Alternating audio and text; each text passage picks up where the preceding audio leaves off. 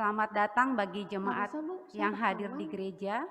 Selamat hari Minggu dan selamat beribadah bagi semua dan dari tempat kediaman kita masing-masing. Minggu ini merupakan Minggu Prapaskah ketiga dengan tema memuliakan tubuh Kristus adalah dengan menaatinya dari bacaan Yohanes 2 ayat 13 sampai 22. Ibadah minggu ini akan dilayani oleh Ibu Pendeta Yosepin Yunita Dewi. Mari kita siapkan hati dan pikiran kita untuk memulai ibadah ini. Kita bersaat teduh sejenak.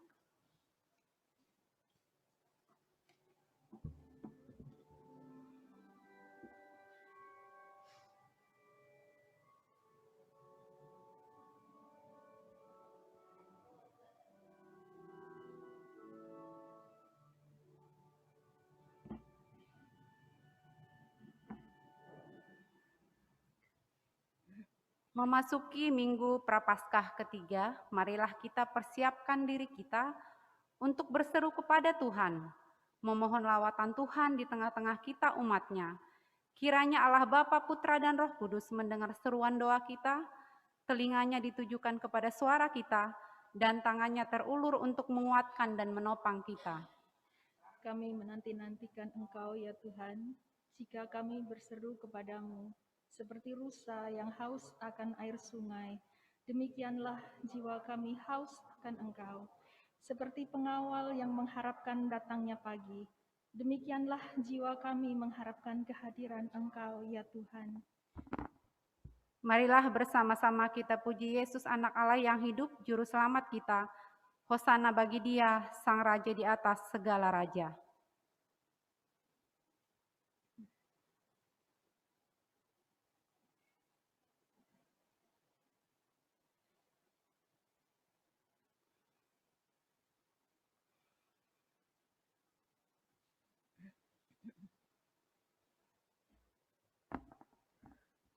Pemadaman lilin memberikan makna bahwa kita siap untuk memadamkan segala dosa dan kesalahan kita, masuk ke dalam terang kebangkitan Kristus. Jemaat kami undang untuk berdiri, kita nyanyikan nyanyian jemaat NKB 74 1-2, Hosana.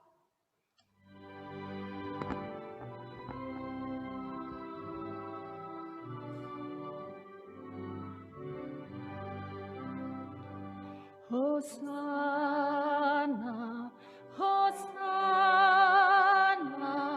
Hosana,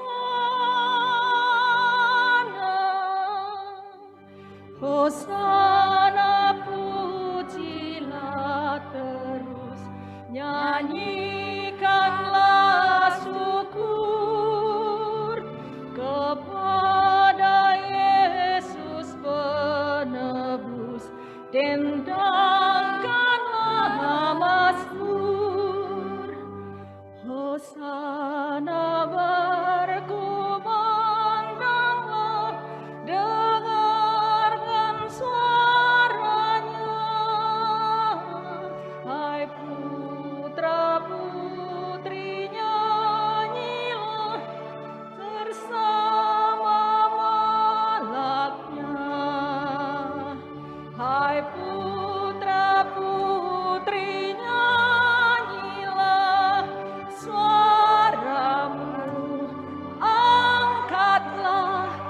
Hai putra-putri, nyanyilah bersama malaknya.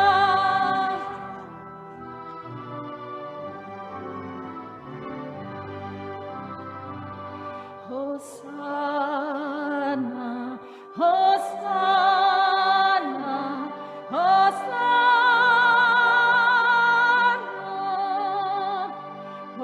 Hosana, lihat rajamu berjalan dengan gagah, khalayak ramai berseru, ikutlah menyembah.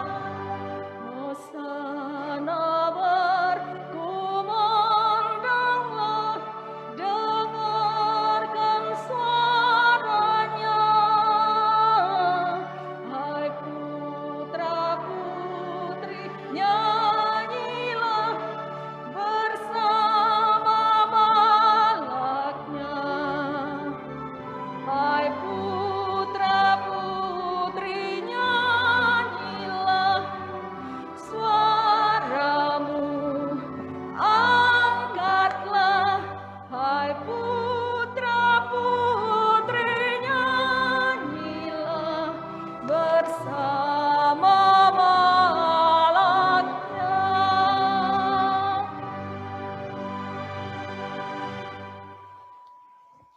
Bapak, Ibu, Saudara yang dikasihi Tuhan, pertolongan kita adalah dalam nama Tuhan yang menjadikan langit dan bumi, yang memelihara kesetiaannya sampai selama-lamanya, dan yang tidak meninggalkan perbuatan tangannya.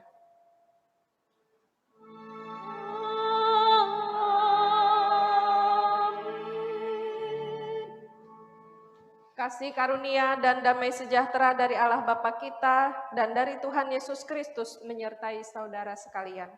Dan menyertaimu juga. Dipersilakan duduk.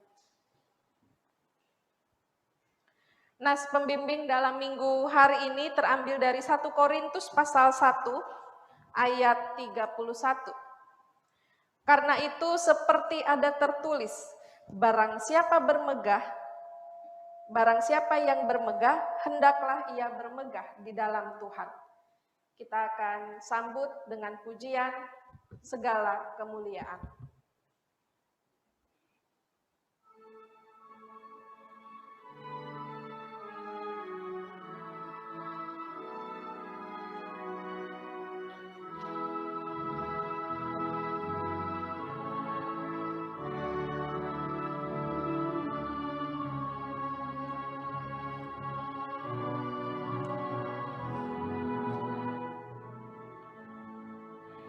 Segala kemuliaan bagimu menebus, pun suara anak-anak memuji di kaprus. Hosana Raja kami, Hosana anak Daud, utusan Tuhan Allah, mubaraklah Engkau.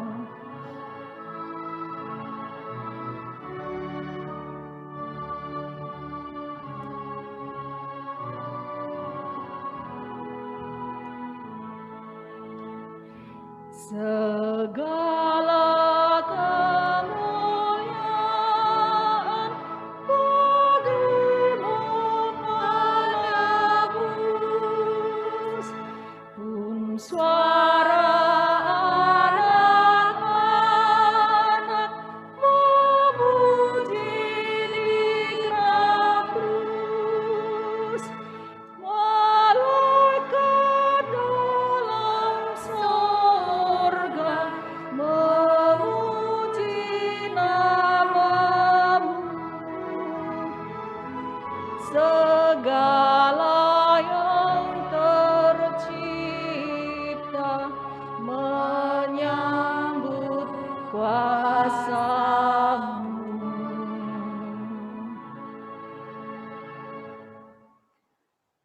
Kita masuk dalam doa pengakuan dosa yang kita akan ucapkan secara berbalasan. Jemaat yang dikasihi Allah, masa Prapaskah mengingatkan kita betapa besar kasih Allah kepada manusia sehingga Ia mengutus anaknya, Yesus Kristus ke dunia. Yesus rela menderita sengsara, memikul salib dan mati di bukit Golgota karena dosa-dosa kita. Marilah kita menyadari semua kesalahan dan dosa-dosa kita yang dipikul olehnya. Kami persilahkan jemaat untuk berdoa secara pribadi.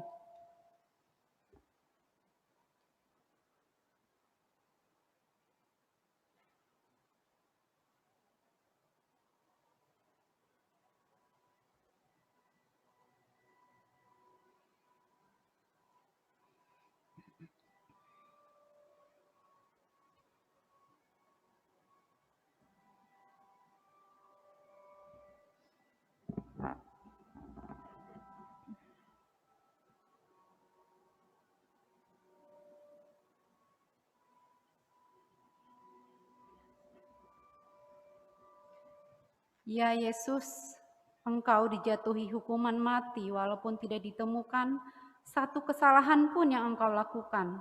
Engkau diolok-olok, diludahi, dimahkotai duri dan disesah. Engkau memanggul sendiri salib yang berat oleh karena dosa-dosa kami.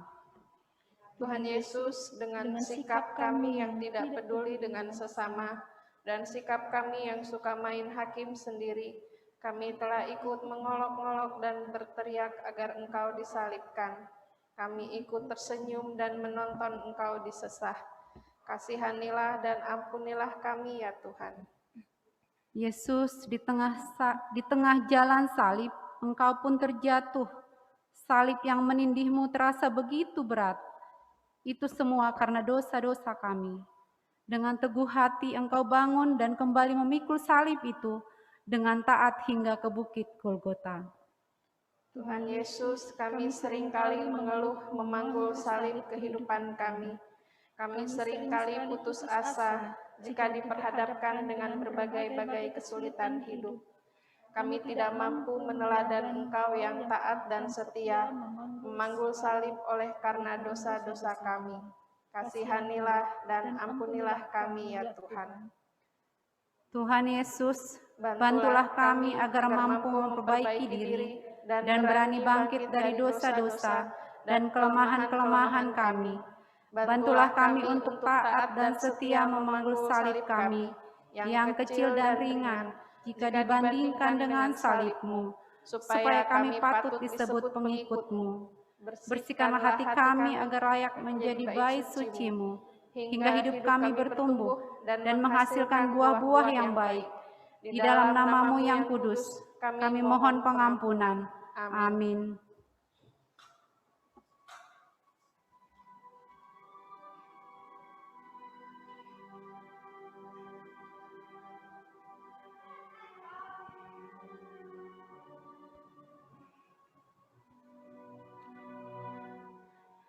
Di bukit Golgota tersalib Tuhanku, dan dosa dunia ditanggung olehnya. Tercurah darahnya bagimu, bagiku. Kasih-Nya yang besar terus terpancarlah.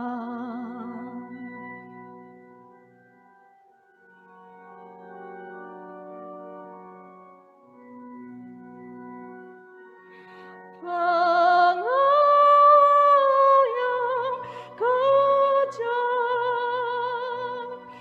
mencambuk tubuhnya, mencaci, mencela, menghujat, mencerca. Tetapi dosanya dilupakan segera.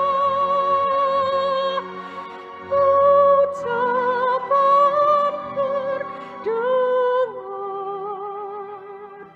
Bapa, ampunilah.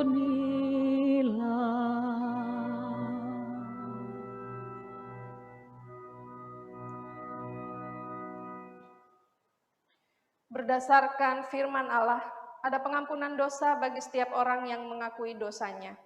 Seperti tertulis dalam Efesus pasal 1 ayat 7 hingga 8. Sebab di dalam Dia dan oleh darahnya kita beroleh penebusan, yaitu pengampunan dosa, menurut kekayaan kasih karunia-Nya, yang dilimpahkannya kepada kita dalam segala hikmat dan pengertian. Demikianlah berita anugerah pengampunan, mari kita sambut dengan pujian tercurah darah Tuhanku.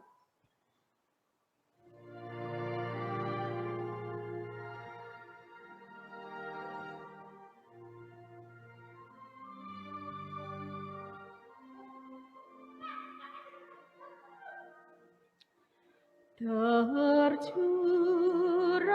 darah Tuhanku di bukit Golgota, yang mau bertobat ditebus, terhapus dosanya, terhapus dosanya,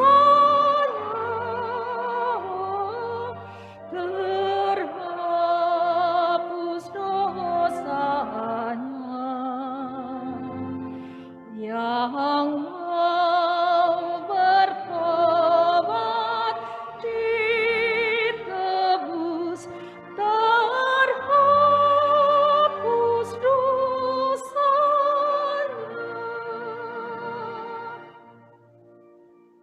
Bapak Ibu Saudara diundang bangkit berdiri. Marilah kita bersama-sama mendengarkan petunjuk hidup baru tertulis dalam 1 Korintus pasal 3 ayat 21 hingga 23. Karena itu janganlah ada orang yang memegahkan dirinya atas manusia, sebab segala sesuatu adalah milikmu, baik Paulus, Apolos maupun Kefas, baik dunia, hidup maupun mati, baik waktu sekarang maupun waktu yang akan datang, semuanya kamu punya. Tetapi kamu adalah milik Kristus, dan Kristus adalah milik Allah. Kita akan menyambut petunjuk hidup baru yang telah kita dengar bersama dengan pujian, Ya Allah yang Maha Tinggi.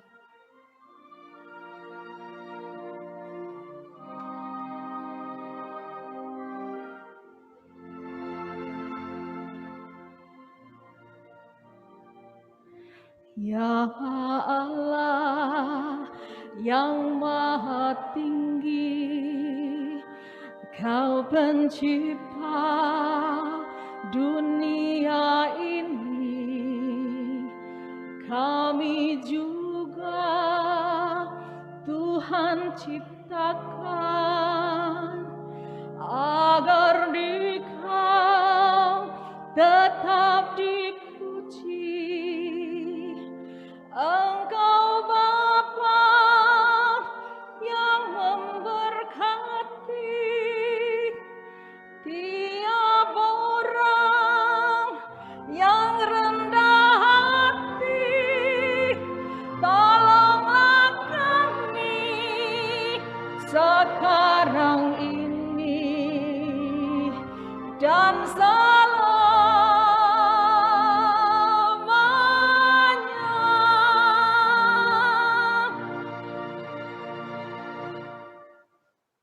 Dipersilakan duduk kembali.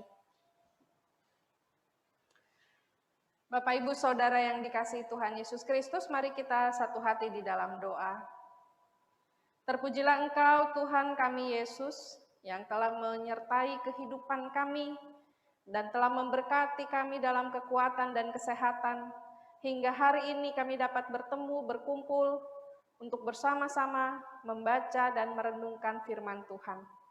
Biarlah firman-Mu boleh tertuang dalam diri kami, kehidupan kami, dan kami pun dimampukan untuk selalu melakukan yang terbaik sesuai dengan apa yang Tuhan kehendaki dalam kehidupan kami. Inilah kami anak-anak-Mu Tuhan, siap mendengar dan melakukannya. Amin. Pembacaan Alkitab kita pada hari ini terambil dari Yohanes pasal 2 ayat 13 sampai 22. Yohanes pasal 2 ayat 13 sampai 22. Ada di bawah judul Yesus menyucikan bait Allah.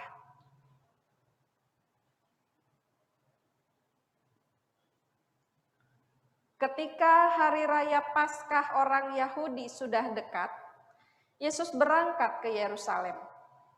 Dalam bait suci didapatinya pedagang-pedagang lembu, kambing domba dan merpati, dan penukar-penukar uang duduk di situ. Ia membuat cambuk dari tali lalu mengusir mereka semua dari bait suci dengan semua kambing domba dan lembu mereka. Uang penukar-penukar dihamburkannya ke tanah dan meja-meja mereka dibalikannya. Kepada pedagang-pedagang merpati ia berkata, "Ambil semuanya ini dari sini, jangan kamu membuat rumah Bapakku menjadi tempat berjualan." Maka teringatlah murid-muridnya bahwa ada tertulis, "Cinta untuk rumahmu menghanguskan aku." Orang-orang Yahudi menantang Yesus, katanya, "Tanda apakah dapat engkau tunjukkan kepada kami bahwa engkau berhak bertindak demikian?" Jawab Yesus kepada mereka, "Rombak bait Allah ini, dan dalam 3 hari aku akan mendirikannya kembali." Lalu kata orang Yahudi kepadanya, 46 tahun orang mendirikan bait Allah ini, dan engkau dapat membangunnya dalam 3 hari? Tetapi yang dimaksudkannya dengan bait Allah ialah tubuhnya sendiri. Kemudian sesudah ia bangkit dari antara orang mati, barulah teringat oleh murid-muridnya bahwa hal itu telah dikatakannya, dan mereka pun percayalah akan kitab suci dan akan perkataan yang telah diucapkan Yesus. Sampai di sini pembacaan Alkitab kita. Berbahagialah setiap orang yang mendengarkan firman Tuhan dan yang melaksanakannya di dalam hidupnya. Hosiana. Hosiana, Hosiana, Hosiana.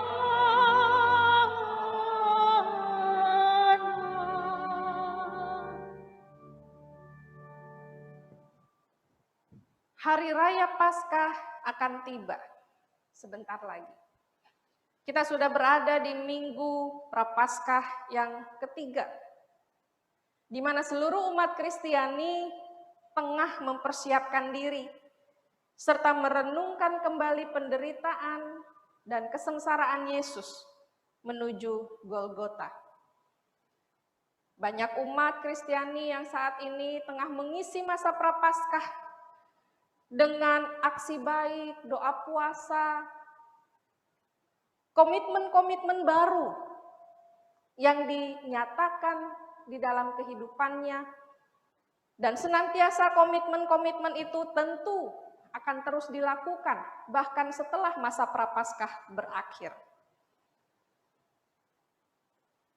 Nanti ketika kita masuk dalam perenungan tentang kematian Yesus di Golgota, itu menjadi puncak karya penyelamatan Allah bagi umat manusia. Dan dalam persiapan menghadapi penderitaannya di kayu salib, ada banyak perbuatan, sikap yang dinyatakan oleh Yesus dalam kehidupannya. Di antaranya adalah perikop yang kita baca pada hari ini, di mana Yesus datang hendak mempersiapkan Paskah ke Yerusalem, di mana orang Yahudi yang biasanya tinggal di luar Yerusalem akan berjalan berpuluh-puluh kilometer, beratus-ratus kilometer untuk datang ke Yerusalem, ke Bait Allah, merayakan Paskah. Paskah begitu penting bagi umat Israel sebagai peringatan akan pembebasan umat Israel dari perbudakan Mesir. Sebelum Yesus merayakan hari besar di Bait Allah, maka ia melakukan pengudusan, penyucian Bait Allah. Karena dia melihat perilaku orang-orang, khususnya para pemuka agama, telah membuat Bait Allah kehilangan kekudusannya, serta mengalami pergeseran dari keadaan yang seharusnya. Kegiatan orang-orang di Bait Allah itu sangat memprihatinkan dan menyedihkan bagi Yesus. Karena tempat itu dijadikan seperti sarang penyamun. Keras sekali Yesus berbicara seperti itu. Yang dimaksudkannya adalah bukan hanya soal terjadi aktivitas jual beli, tapi karena di situ ada banyak kejahatan, kecurangan, persekongkolan para pemuka agama dengan penguasa Romawi. Dan Yesus ingin mengembalikan kesucian Bait Allah, kekudusan Bait Allah kembali pada pemahaman yang sebenarnya. Bapak Ibu Saudara, kita selalu mengenal membaca, mendengarkan kisah-kisah Yesus sebagai sosok yang baik, sosok yang manis, penuh wibawa, atau bahkan dalam beberapa kesempatan sosok yang sangat romantis, mengasihi setiap orang. Dan kalau kita perhatikan lukisan-lukisan atau foto-foto, gambar-gambar yang dipajang di rumah Bapak Ibu Saudara, pasti menggambarkan Yesus yang berjalan dengan domba-domba atau dengan menggendong seekor anak domba, Yesus yang bersama anak-anak, Yesus yang tengah berdiri di depan pintu untuk mengetuk, Yesus yang membasuh kaki para murid-muridnya, Yesus yang bertemu dengan seorang pelacur dan memberikan kesempatan pengampunan. Kita selalu melihat gambaran sosok Yesus yang sedemikian baik. Seakan-akan bahwa Yesus itu tidak pernah marah. Yesus itu tidak pernah kesal. Dia selalu baik pada siapapun. Maka ketika kita membaca teks ini, mungkin ada yang masih merasa aneh, Yesus ini sampai marah, menghancurkan usaha orang lain. Karena kan mereka lagi jualan, mereka sedang bertransaksi, sedang berbisnis. Kok Yesus malah merusak usaha mereka, merusak bisnis mereka? Yesus ini seperti seorang pembuat onar, kacau. Peristiwa ini menggemparkan banyak orang, bahkan termasuk murid-murid Yesus. Mari kita lihat dulu kenapa orang-orang sampai akhirnya berjualan di bait suci. Dulu orang Israel adalah bekerjanya, mata pencahariannya sebagai seorang penggembala hewan ternak. Dalam situasi demikian, maka mereka mempersembahkan sebagian dari binatang-binatang ternak mereka kepada Tuhan. Maka persembahan itu betul-betul menjadi mewakili kehidupan mereka. Karena itulah mata pencaharian mereka, itulah yang mereka kerjakan, itulah yang mereka usahakan, dan itulah yang menjadi simbol persembahan penyerahan diri mereka kepada Tuhan. Karenanya hewan-hewan ternak ini dipakai sebagai persembahan, korban bakaran kepada Tuhan. Akan tetapi lama-kelamaan situasi berubah. Orang tidak hanya bekerja dalam hal penggembala hewan ternak saja. Ada juga yang menjadi seorang petani, menjadi pedagang, bahkan menjadi seorang pengawal. Persembahan pun tidak dapat lagi dilaksanakan di sembarang tempat, melainkan akan dianggap sah dan boleh kalau hanya dilakukan di satu tempat saja, yaitu di bait suci dalam Yerusalem. Maka bisa dibayangkan bagi setiap umat yang akan datang beribadah, mereka harus membawa binatang, tumbuh-tumbuhan hasil usaha panen mereka. Mereka membawa banyak barang-barang mereka dari rumah mereka masing-masing menuju bait Allah dengan perjalanan yang sangat panjang. Lalu akhirnya dicarikan jalan keluarnya. Ya sudah, disediakanlah hewan ternak, tumbuh-tumbuhan di bait Allah agar mereka tidak perlu capek-capek membopong, tidak perlu capek-capek mengangkut, kan belum ada mobil, belum ada motor. Jadi mereka cukup membawa diri mereka dengan uang. Lalu sesampainya di bait Allah mereka membeli, menukar. Tetapi persoalan lain muncul. Uang yang mereka miliki adalah uang yang bergambar kaisar. Maka ini pun dianggap tidak sah. Karena tidak boleh ada gambar kaisar dalam benda-benda yang masuk ke bait Allah. Lalu gimana caranya? Tukar dengan uang yang diperbolehkan beredar di bait suci. Jadi mereka harus menukar uang mereka, lalu dengan uang yang diperbolehkan di bait suci itu, mereka membeli barang-barang, untuk mereka jadikan sebagai persembahan. Dari sini sudah terlihat Bapak Ibu Saudara, cara-cara yang memanipulasi umat. Diiming-imingi dengan sebuah kekudusan. Di bait Allah harus kudus, harus suci, segala sesuatunya harus berupa barang-barang yang baik, barang-barang yang bersih. Tetapi mereka tengah diperdaya. Karena harga-harga yang diberikan di bait suci naik berkali-kali lipat. Maka umat yang mau pergi memberikan persembahan kepada Tuhan harus memiliki modal yang sangat besar. Semakin berat beban mereka. Belum lagi kalau dalam perjalanan itu mereka harus makan, beristirahat. Kalau mungkin mereka mampu beristirahat di tempat-tempat penginapan, kalau tidak mungkin hanya di pinggir-pinggir tempat yang memungkinkan untuk mereka bisa beristirahat. Dari situlah Yesus marah kepada mereka. Karena apa yang mereka lakukan bukan meringankan umat, tetapi justru semakin membebankan umat Allah pada saat itu.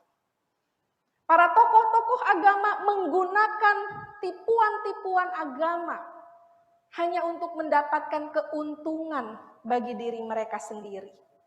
Karenanya Allah, Yesus dengan keras menegur mereka. Rumah Bapa bukanlah bukan sarang penyamun. Dengan keras Yesus berkata seperti itu. Bait suci adalah lambang kehadiran Allah di tengah-tengah umatnya. Lambang persekutuan yang indah dan intim di antara Tuhan dan manusia. Di dalam persekutuan ini manusia datang kepada Allah, tetapi justru manusia telah mengotori bait Allah tersebut dengan sesuatu yang menguntungkan diri sendiri.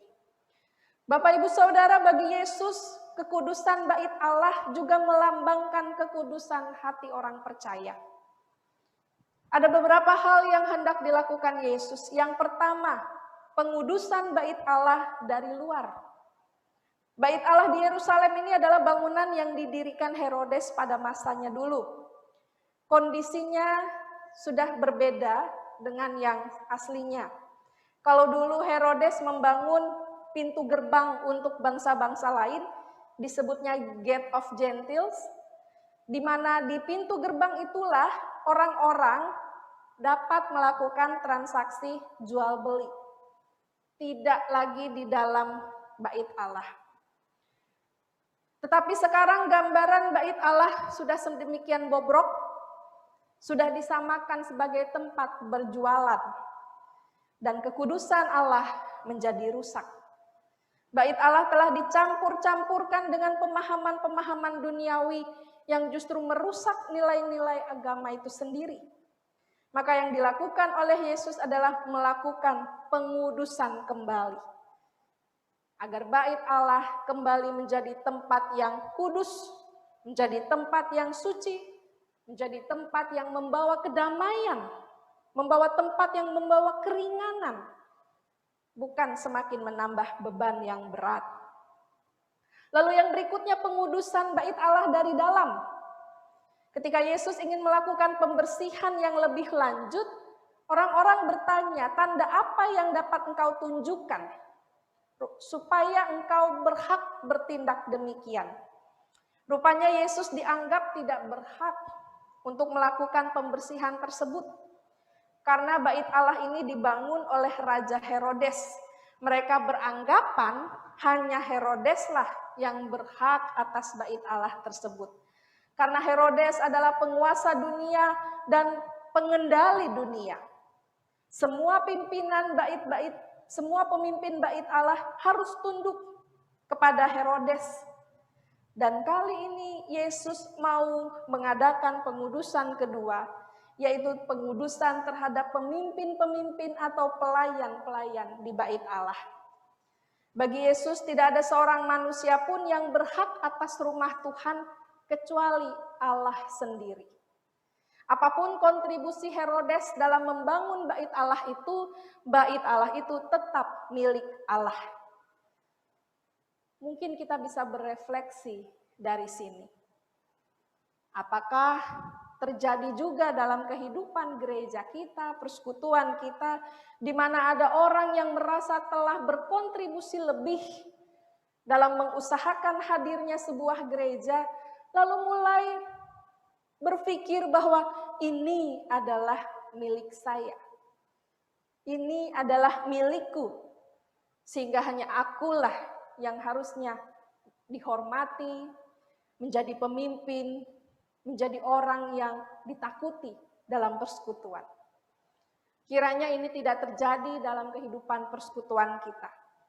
Setiap kita dipanggil untuk menghadirkan kebaikan-kebaikan di tengah dunia, bukan untuk menyombongkan diri atas kontribusi yang sudah kita berikan kepada dunia. Bapak, Ibu, Saudara yang dikasihi Tuhan, sebagai orang yang mengaku percaya kepada Yesus, kita semua juga adalah bait Allah yang kudus. Kekudusan itu harus senantiasa kita jaga dan kita pelihara. Hal ini sebagai tanda ketaatan kita pada Allah, seperti tema kita hari ini, memuliakan Kristus adalah dengan menaatinya. Pengudusan ini penting, terutama bagi kita yang juga melayani di dalam rumah Tuhan. Tanpa kekudusan, maka apa yang kita bagikan, apa yang kita berikan, mungkin kurang terasa sukacitanya oleh orang lain. Mungkin juga akan menjadi beban di dalam kehidupan kita dalam melayani. Karena segala sesuatunya dianggap menjadi berat. Tapi apabila kita mau menguduskan diri, mau taat pada perintah dan kehendaknya, maka apapun yang kita upayakan, kita lakukan, tentu dapat menjadi buah yang manis dalam kehidupan sekitar kita. Kiranya kita semua dimampukan untuk menjaga kekudusan hidup kita di dalam Tuhan dan senantiasa mau taat pada kehendaknya. Tuhan Yesus menolong kita semua. Amin.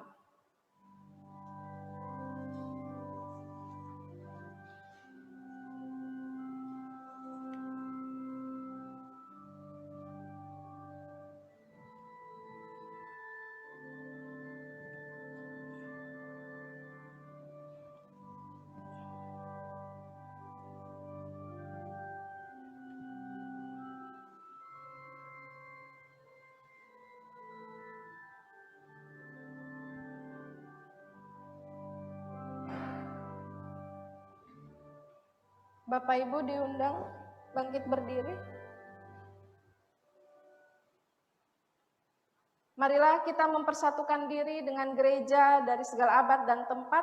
Bersama-sama kita katakan, aku percaya kepada Allah, Bapa yang Maha Kuasa, Halik langit dan bumi, dan kepada Yesus Kristus, anaknya yang tunggal Tuhan kita, yang dikandung dari Roh Kudus, lahir dari anak darah Maria, yang menderita di bawah pemerintahan Pontius Pilatus, disalibkan, mati, dan dikuburkan, turun ke dalam kerajaan maut, pada hari yang ketiga, bangkit pula dari antara orang mati, naik ke sorga, duduk di sebelah kanan Allah, Bapa yang Maha Kuasa, dan akan datang dari sana untuk menghakimi orang yang hidup dan yang mati. Aku percaya kepada Roh Kudus, gereja yang kudus dan am, persekutuan orang kudus, pengampunan dosa, kebangkitan daging, dan hidup yang kekal. Amin. Dipersilakan duduk kembali. Bapak, Ibu, Saudara, mari kita satukan hati di dalam doa syafaat. Tuhan yang Maha Pengasih, kami datang kepadamu merendahkan hati dan diri kami, menyadari hanya Engkaulah Sang Penguasa, Sang Pemilik kehidupan kami. Hanya Engkaulah yang memberi berkat di dalam kehidupan kami, Tuhan. Dan patutlah kami bersyukur atas setiap berkat anugerah yang Tuhan nyatakan kepada kami. Ketika pagi hari ini kami diingatkan betapa pentingnya kami untuk menjaga diri kami, menjaga kekudusan hidup kami, karena Engkaulah yang senantiasa memerintah di dalam kehidupan kami, kiranya kami dimampukan untuk melakukan apa yang menjadi kehendak Tuhan bagi kami. Saat ini ya Tuhan, kami hendak menaikkan doa-doa syafaat kami. Kami hendak berdoa bagi jemaat POK Citra Grand secara khusus mereka yang tengah mengalami lemah tubuh. Bagi Ompung Yosi Boru, Ibu Tianggur Boru Manurung, Ibu Tiani Boru Manurung, Ompung Daril Boru, Ibu Suratinah, Bapak Joni Mandali, Ibu Kadijah, Ibu Nora Mamahit, Bapak Parbuntian Purba, Ompung Tania Doli dan Boru, Bapak Wirasno, dan masih ada jemaat-jemaat yang mungkin belum kami sebutkan namanya, kiranya Engkau senantiasa memelihara kehidupan mereka dan dimampukan untuk mereka dapat pulih kembali beraktivitas seperti sedia kala.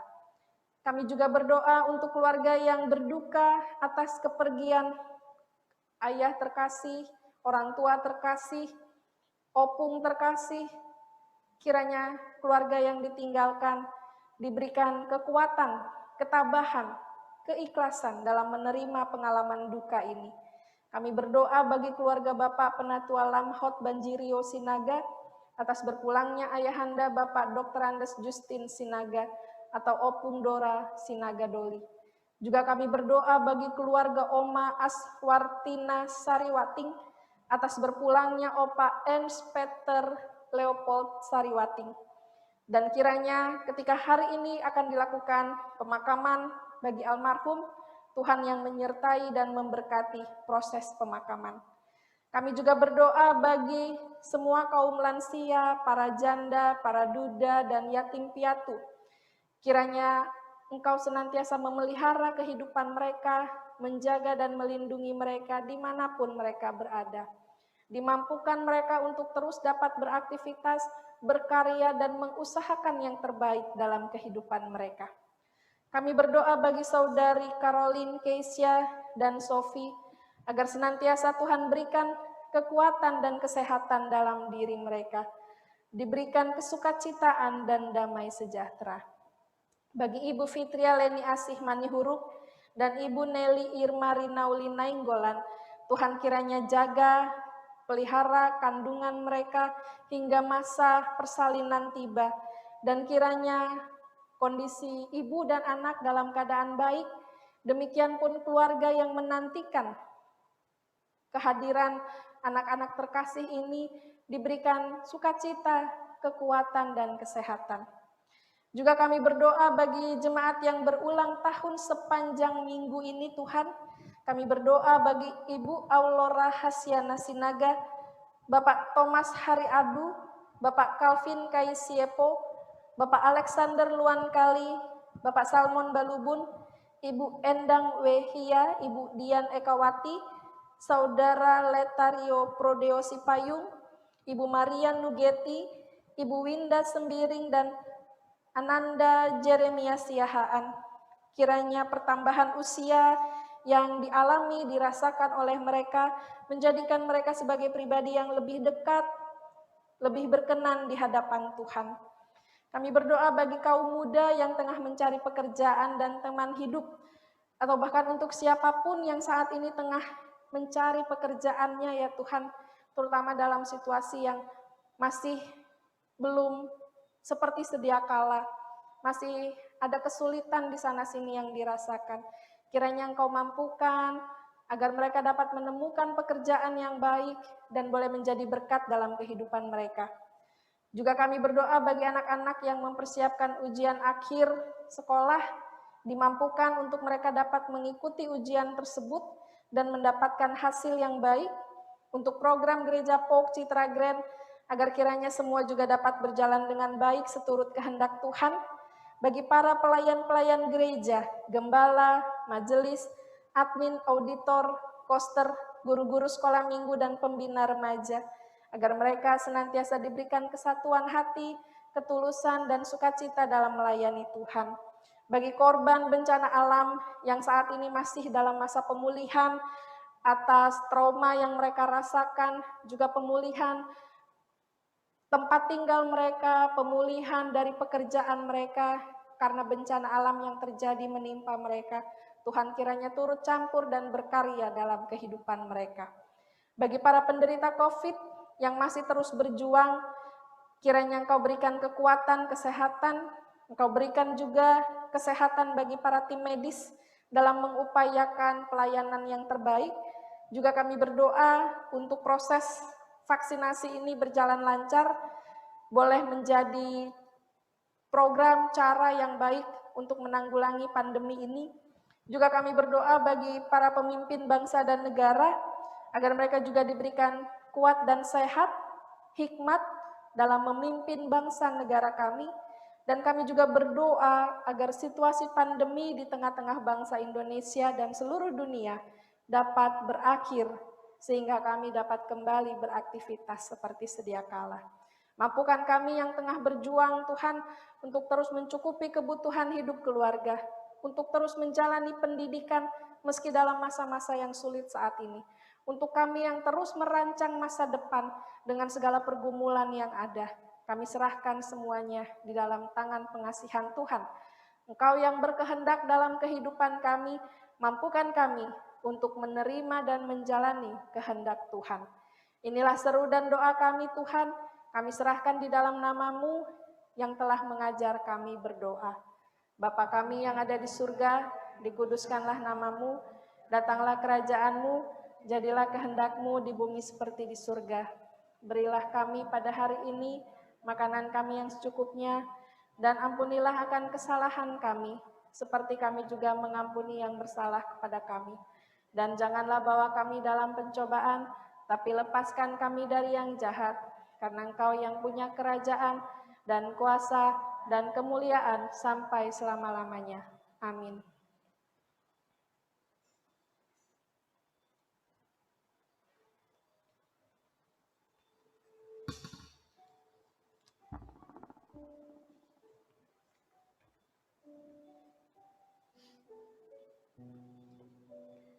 Jemaat yang dikasihi Tuhan, sebelum kita menyampaikan persembahan, mohon perhatian untuk hal-hal sebagai berikut. Bagi jemaat di gereja, persembahan dapat disampaikan ke kotak persembahan dengan tetap memperhatikan jarak satu sama lain. Bagi jemaat yang ada di rumah, persembahan dapat dikumpulkan dalam amplop yang nanti akan diserahkan ke gereja. Persembahan juga disarankan melalui transfer ke rekening gereja atau menggunakan link aja, OVO, GoPay, dan Dana dengan tata cara yang telah tertera dalam lembar warta jemaat.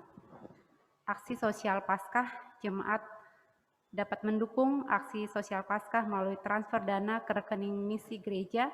Penerimaan dana rekening misi mulai tanggal 21 Februari sampai 2 April 2021 akan dialokasikan untuk aksi sosial Paskah.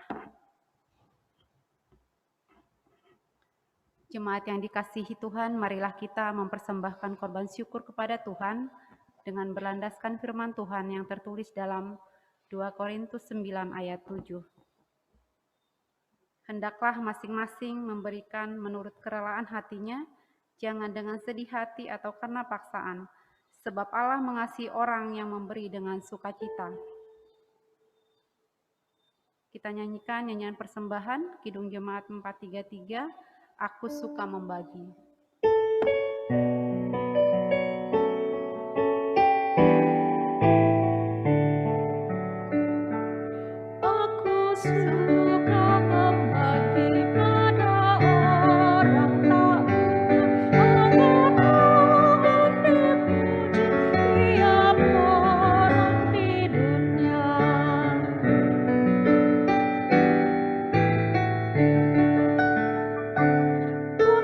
Para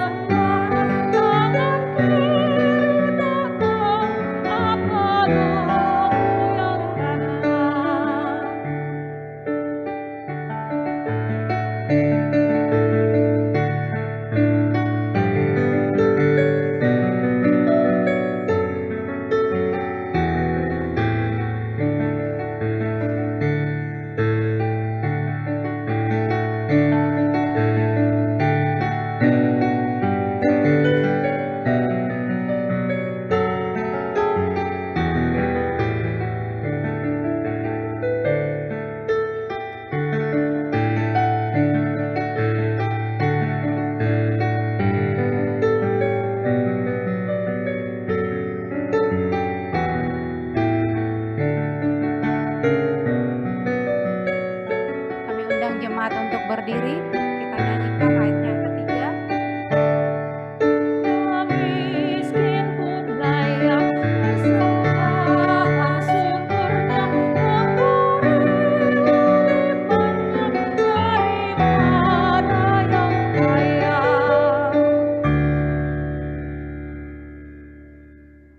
Marilah kita mendoakan persembahan kita. Ya Yesus, kami telah melihat bukti kasih-Mu. Engkau rela menderita menggantikan kami. Engkau menyelamatkan kami dari belenggu dosa dan menjadikan kami anak-anak-Mu. Terlalu besar kasih dan pengorbanan-Mu. Tak dapat kami balas dengan semua yang ada pada kami. Hanya ungkapan syukur yang kami bawa dan persembahkan kepadamu dengan sukacita. Terimalah dan kuduskanlah menjadi dupa yang harum di hadapan-Mu. Di dalam nama-Mu yang kudus kami mengucap syukur. Amin. Jemaat dipersilakan duduk kembali.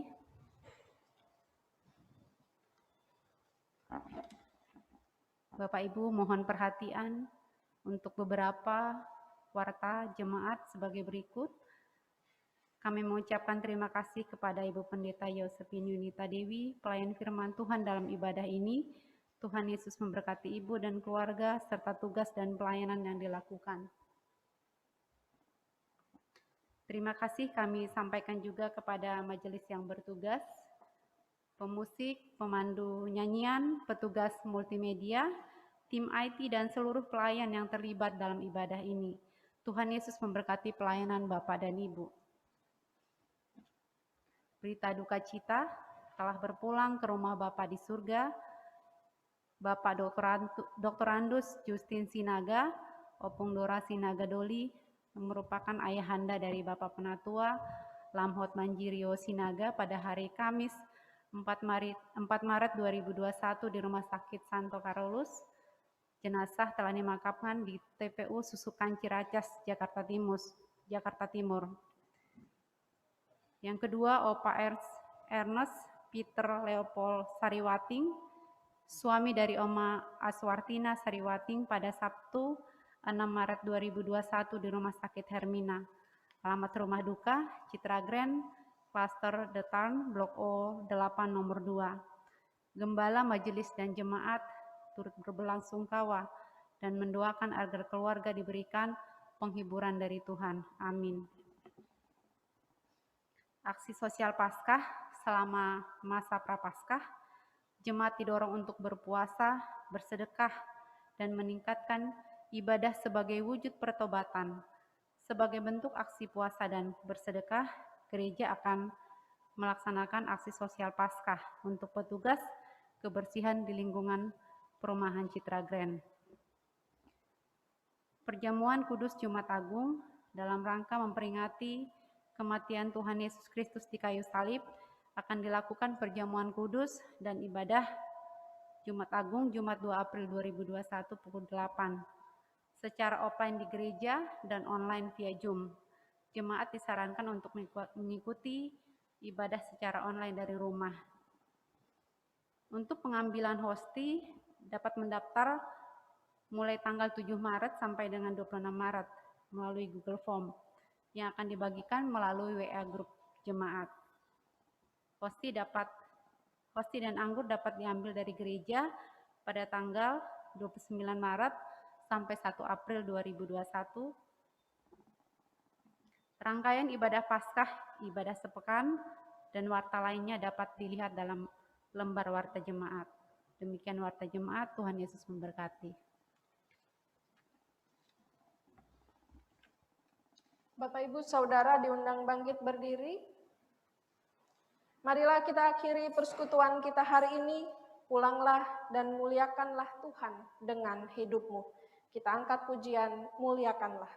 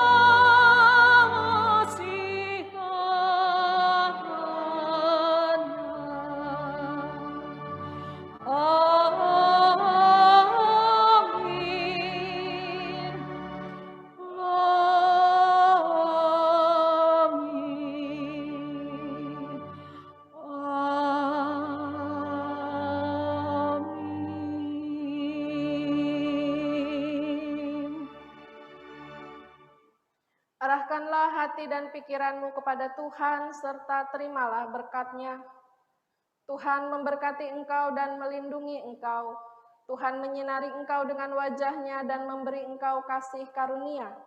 Tuhan menghadapkan wajah-Nya kepadamu dan memberi engkau damai sejahtera. Amin.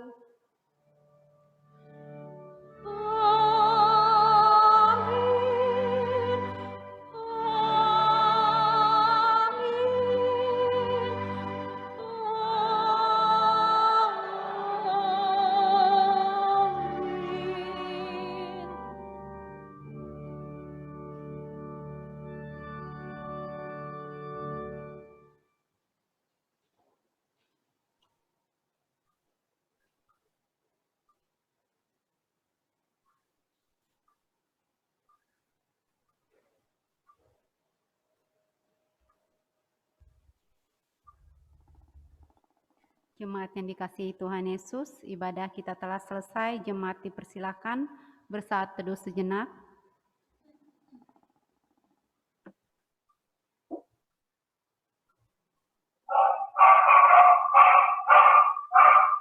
Selamat hari Minggu, Tuhan Yesus memberkati.